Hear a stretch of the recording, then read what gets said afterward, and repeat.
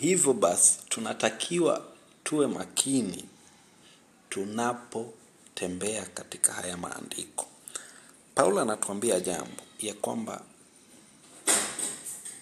Torati ya Musa ama sheria za Musa ambazo hazikupewa kabila nyingine yoyote isipokuwa wana wa Israeli.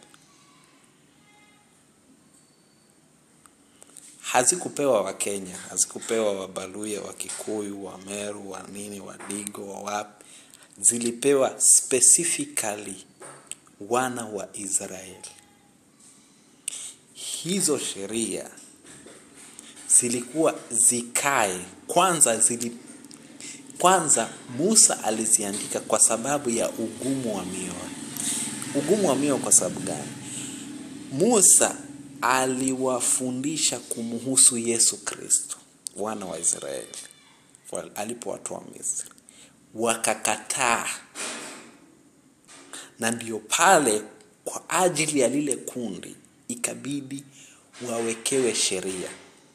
Sasa Paulo anatuambia vizuri ya kwamba hizi sheria sio utaratibu wa Mungu, kwa sababu ukifuata sheria vizuri utaziona zina shida nyingi.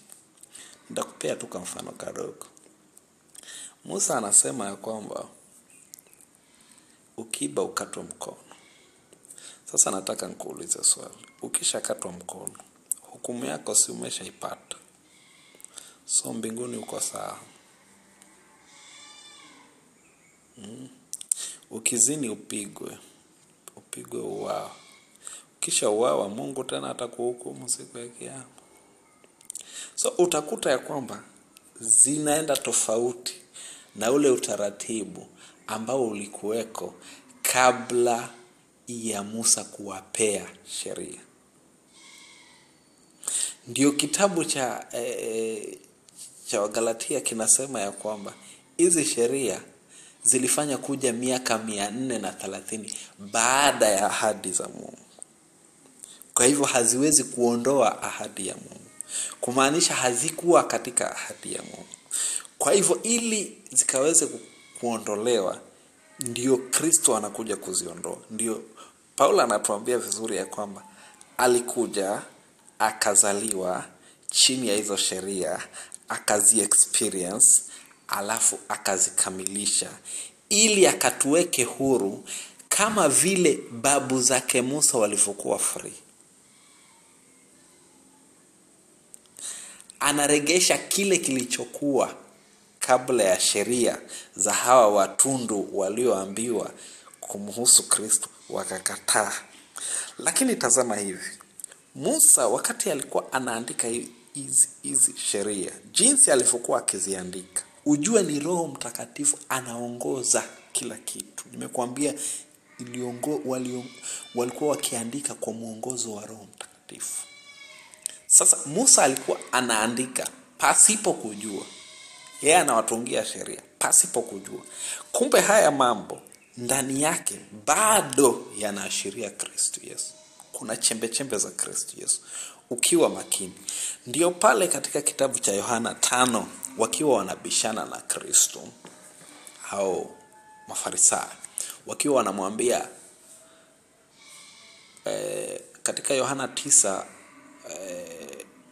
kulipotokea kuna ile jambo la kumponya yule kijana wa miaka 40 ambaye alikuwa kipofu tangia utotoni.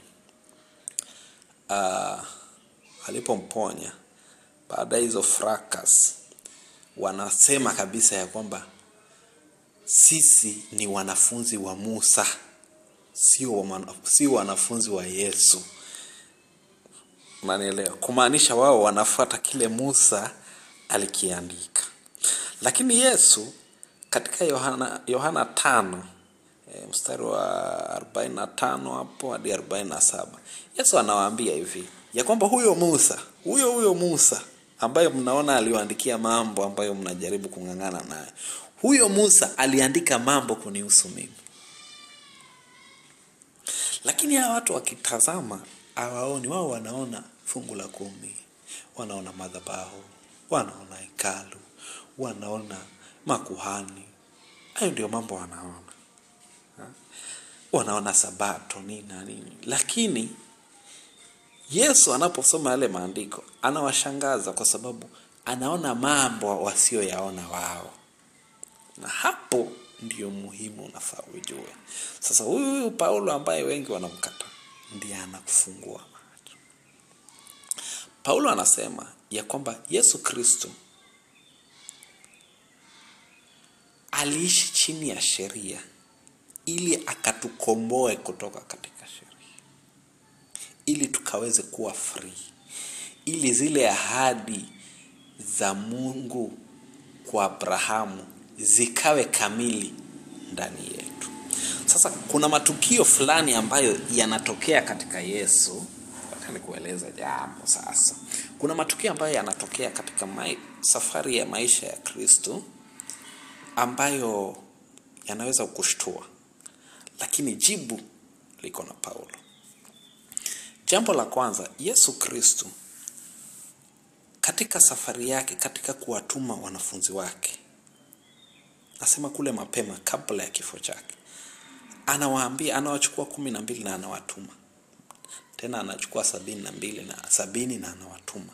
Na anawaambia hivi ya kwamba ingieni katika nyumba za wana wa Israeli. Akisema wana wa Israeli, kuna watu hufikiria the spiritual Israel. No, it is not. Utaelewa it is not. It is not the spiritual, the physical. Wale wana wa Israeli, zile kabila 12 ndio Yesu alikuwa anaongelea. Anawaambia hivi ya kwamba ingieni katika nyumba za wana wa Israeli pekee, msiingie kwingine, kwa mataifa msiende. Kumaanisha kama ni huku kwetu walikuwa wasije.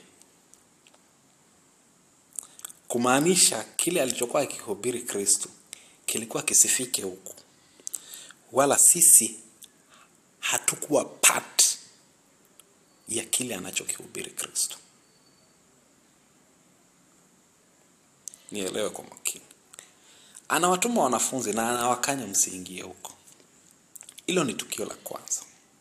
Tukio la pili, anaitwa na mama Mkananayo, a Canaanite woman, aje amponye mtoto wake.